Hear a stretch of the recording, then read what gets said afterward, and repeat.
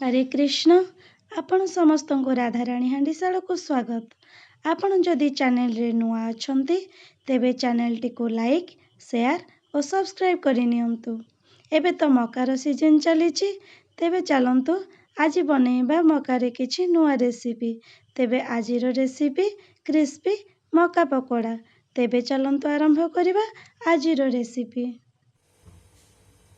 मका पकोड़ा बनैबा पई हमको आवश्यक गोटे मक्का को आम ये छड़े नेबा 2 चमच बेसन 2 चमच चाउल गुंड गोटे चमच धनिया गुंड गोटे चमच गरम मसला गुंड गोटे चमच लंका गुंड स्वाद अनुसार लुण गोटे चमच हल्दी गुंड गोटे चमच धला राशि एवं किछि धनिया पत्र। एबे चलंतु आकु मिसई नेबा। एई भली गोटे डिश नै एथरे आमे सब सामग्री को मिसाइबा।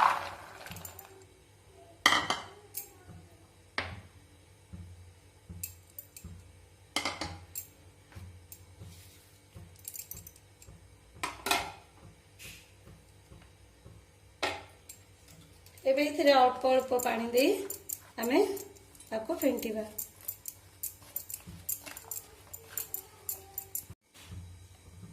देखंतु मिश्रण टी हमर एई भली हेबा दरकार, बेसी पतला नुहे कि बेसी मोटा नुहे।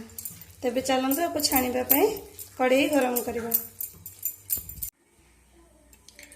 तेल एबे हमर गरम होई जाईची। एबे चलंतु आमे इथरे मकार मिश्रण को पकाइबा। देखते ये गोटिके गोटिके करी हमें सब मका को पकई नबा।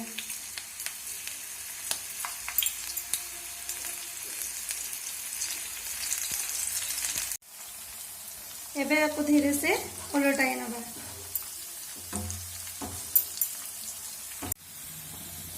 देखंतु 5 ରୁ 7 मिनिट रे हमर मका पकोड़ा रेडी हेइची। एबे हमें आपको गोटे प्लेट को काढी नबा।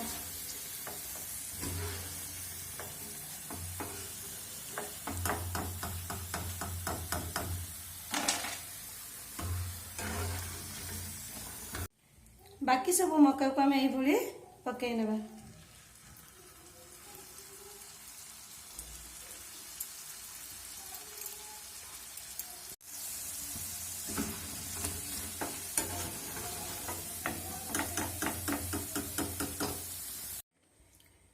देखंतु वर्तमान रेडी हेइची हमर क्रिस्पी मका पकोड़ा।